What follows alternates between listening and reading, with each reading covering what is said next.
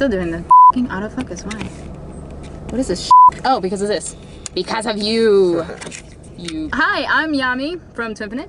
And I'm Andres, or Andy from 2013's.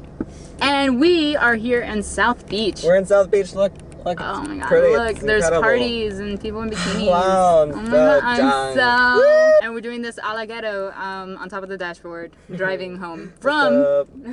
from the W. Okay, we got invited by Nintendo to check out the latest releases that will be coming out this year. This year. We got a nice little hands-on on just a bunch of titles that... Yeah, I didn't get to play them. I didn't get to go to E3, but... Oh, I didn't get to play them either, because I was at E3. We started off with the two different 3DSs, that, and Andy played... I played The Legend of Zelda, A Link Between Worlds, which is essentially like Link to the Past 2. And then Yami played the 3DS. Mario and Luigi Dream Team. I had a lot of fun with it. It was just a plain fun game. If you're familiar with the other Mario and Luigi saga games, then you will instantly be like at home with this one. It looks very similar too. Yeah. The art style is... Which is not a bad thing because I think it's so freaking awesome. It's great. I played the level that goes inside of Luigi's dream. So Luigi is actually dreaming on the second screen. You get to watch him sleep. And you and Luigi are running around this imaginary world. They use the pun Luiginary, probably too much. No. And Luigi has a bunch of powers inside of this place where he wouldn't normally have inside of the real world, such as like becoming 100 different hymns and helping Mario get up like to higher places, or become a pole where he uses his mustache to sling Mario up to higher planes. It's so weird. So it's pretty cool. It's like wacky little things that you get to do inside of this game to get to the next part of the platforming. Creatively, it opens up a lot more opportunities for the team to really stretch the imagination. And Mario's super attack is actually Luigi becoming, it's called Luiginary attack, because it's Luigi becoming, again, like 100 of hymns. Notice how he needs 100 of hymns. So even in his dream, he still has self-esteem issues. So then he becomes a big ball where Mario rides him, and you could tilt the 3DS to collect different coins.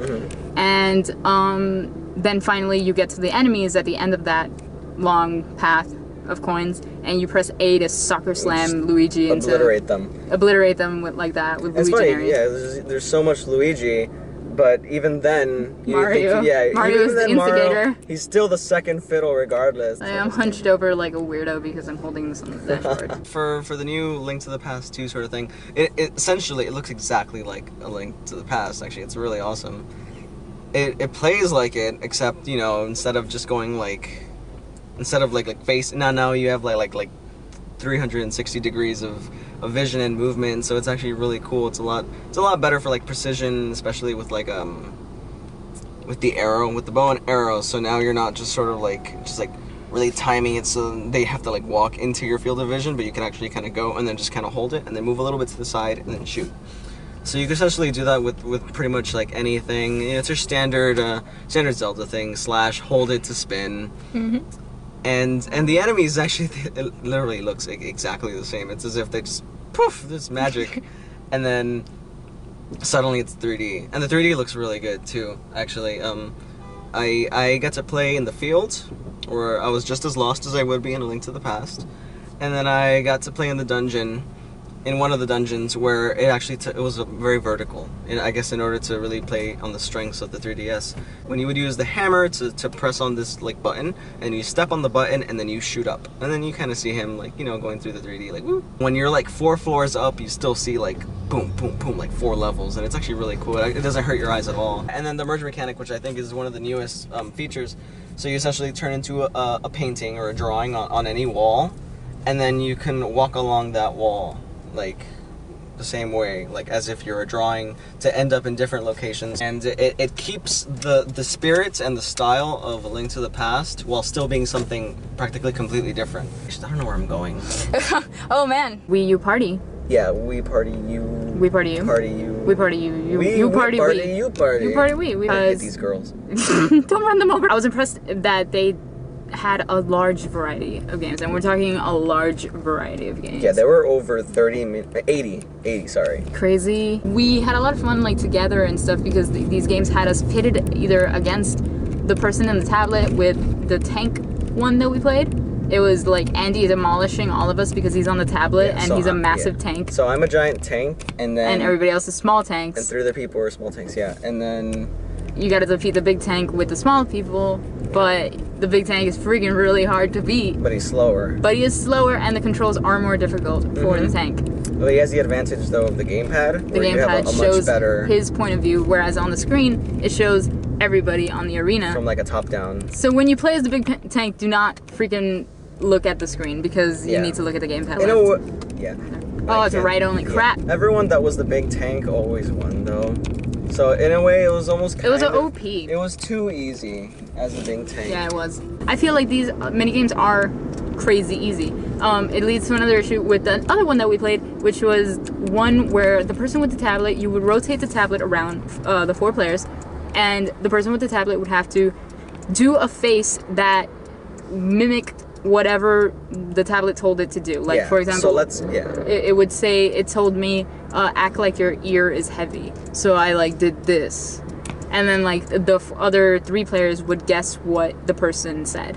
And so like the options were like act like she's acting like as if her ear is heavy, or she's getting water out of her ears. Yeah, something like that is similar to make it difficult for the people. But the problem is that when you use your hand, it makes it like so much easier. So you have to set like house rules, like, oh, no emotions, no body movements, no hands, because it gets too easy that we're lost. No, we also tried out one where they essentially have the gamepad. It's called the gamepad. Oh, right. Yeah. The gamepad became a foosball table. Yeah. So essentially, between me and Emilia, we got it, and then we both kind of held it like in our laps. Yeah. And then we were able to control the stick, the left and the right stick respectively, as our separate teams on the foosball table. So I controlled like the red team, blah blah, you know. And we were all able to move all of our little people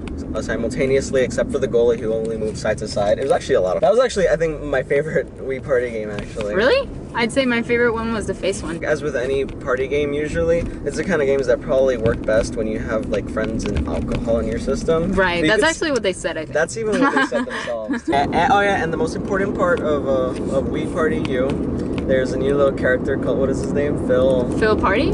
Party Phil. Party Phil, he's so cute. And he's so down to party. And he goes, so DTP. But you didn't choose it. Because I knew, but I didn't know. Okay, yeah, so then I played HD. Wind Waker. And it was gorgeous. Yeah, initially I thought, I'm like, Wind Waker's games are timeless. Wind Waker's graphics are just timeless. It was a lot prettier than I thought it was going to be, actually. It was gorgeous. It was so pretty. It plays just like Wind Waker, honestly. Essentially, you can get a bottle or find one on a beach, and it's from someone else playing the game, and it's essentially a message in a bottle from someone else who played the game. You didn't get that? I was playing the Mario yeah. So there's a message in a bottle, so then you have other people sending notes. If I would have sent like a penis. Yeah. In a bottle. So essentially, it just goes to random people who play the game. So they have like a system now. Where they actually do. Yeah. So like if you try drawing a penis, something looks too phallic. Yeah, it won't let. But what if you're trying to draw a sword and you're really bad at drawing? Get better. Yeah, draw better sword. Okay. And we played Donkey Kong. Donkey Kong. Yeah, that shit was awesome. Yeah, that was awesome actually. Something interesting to note: the composer from the first 2 Donkey Kong countries is back, and the music sounds incredible. The music was really good, and the game looks awesome. Everything about it. Yeah, and I'm excited for that one. Often it's not just like side-scrolling, but also like you'll see like the level kind of moving like 3-dimensionally. So it really gives like a really big kind of, the graphics sort of bloom, you know, every now and then when you have like this really big kind of event happening. It's very exciting. The minecart level is really fun because both of you can choose whenever you want to jump. It's no longer just like whoever's in the first seat. Yeah, and Donkey Kong can carry Diddy Kong. Yeah. And you can do different little things like that. Like you just shoot off his back and shit. Shoot off his back. Dixie Kong, she returns. She's returning, and she could be a helicopter to carry boost up. Yeah, carry them up. Super Mario World 3D, which was incredible. That was my game. Like, I think we agree that was the game that was amazing. That was the number 1 game, honestly. I played as Toad, and that was the best. I was Peach. It's reminiscent. Whereas it says Super Mario 3D World, it's actually more reminiscent of Super Mario Brothers 2 because you get to choose Peach, you get to choose Toad, you get to choose Luigi, as well as Mario. And all of the characteristics from Super Mario Brothers 2 are back. Like Toad is really fast. Yeah, Peach floats. Luigi jumps really high. And Mario's there. Mario's neutral. Yeah. I don't remember what he did. And now Mario's there. He's not special. I think he picked up things faster. To be fair, yeah, and Peach was actually a little slower than everyone else, actually. But but I was still able to whoop everyone's ass, though. No.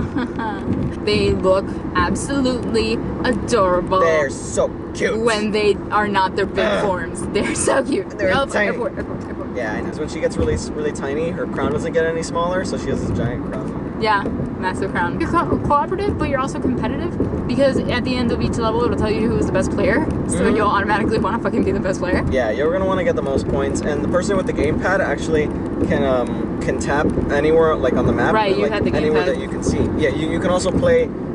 Since everyone's looking at the TV screen, I was able to look at the gamepad, and I was actually able to tap, let's say, some blocks, and then instead of it'll automatically just like kind of open them up. Sometimes there'll be like a long blue brick, it's like that we're all walking on, and if I just stroked over it, a bunch of coins just kind of appeared, like secret coins. You want to be number one, because you want that crown. They give you a crown at the end of the level, and really, you get to carry it onto the next level. It's very cute, yeah. Actually, there's a katsu! There's a katsu, they dress like cats. Cats! Oh. I hate cats, but it was just really cute inside the game. They allow you to climb up the walls, but you don't climb like infinitely. At some point, they get kind of tired, and then you can't climb all the way up. Which Luigi was the one that was good at that, because he could go up farther than everybody else. And it was actually really exciting, because at some point, at the top of like a little like cliff sort of thing was a pile of coins, and everyone was clamoring, climbing. Ah! I jumped on heads to get it. Ah!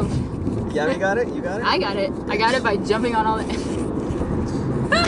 That was our game of presentation. Yeah, it was pretty similar to Super Mario 3D Land. If you played Super Mario 3D Land, you'll be more or less familiar with this one. Except for cooperative, which is fucking great. Except for the cooperative, which is really good. Actually. I loved it. I was like, shit, I need a Wii U now. It was so much fun. I wasn't even celebrating the fact. I was just like mourning my money. Holy shit, I'm getting a cramp in my hand. Next up. What do we play after that? It doesn't even matter. It's just Super Mario. Super Mario 3D was the best one. No, we played Pikmin. Pikmin was good. Pikmin was a good time. Yeah. It's Pikmin. It's Pikmin again. This time they're a little rock Pikmin. Yeah. They defeat the diamonds. Yeah, so they're like crystals or diamonds like in the level now. So now you got like fruit frozen in diamonds, and you use the rock Pikmin only to go and smash them.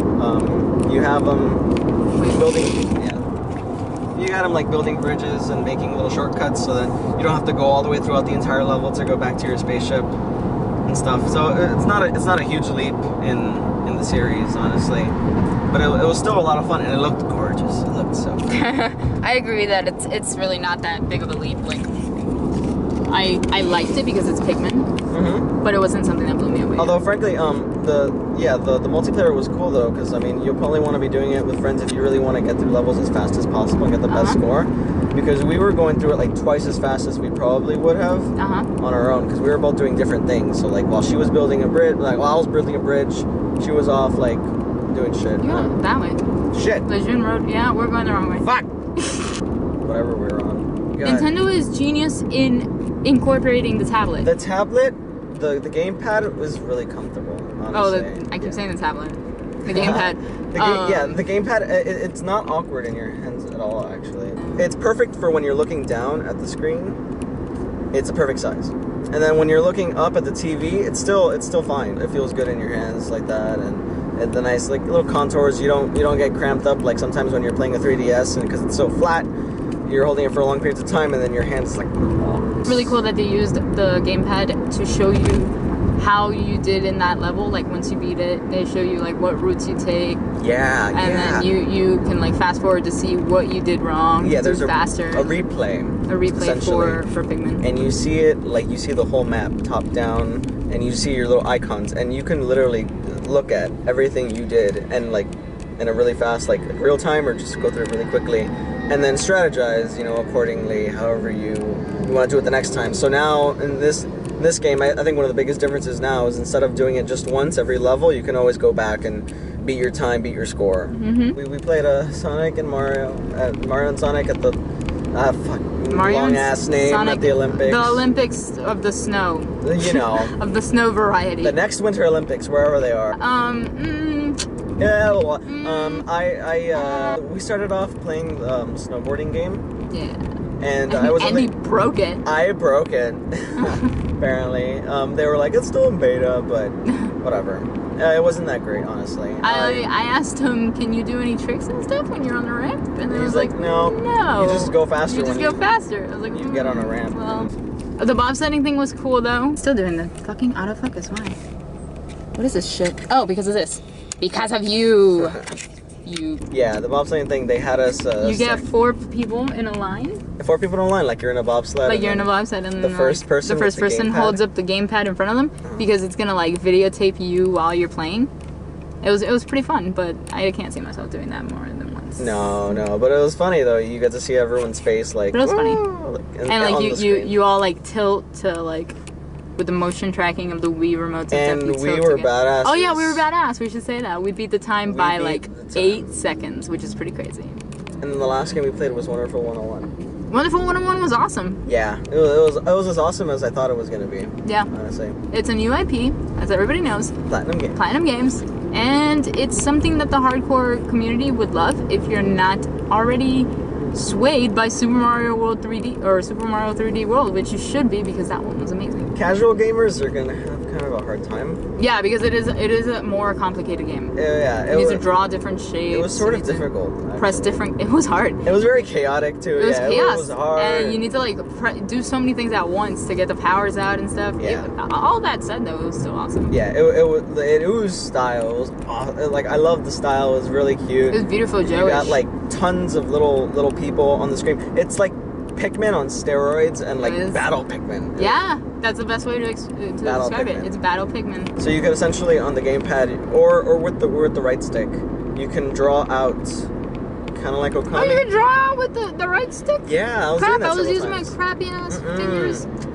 No, it's actually probably way easier. Similar to Okami actually.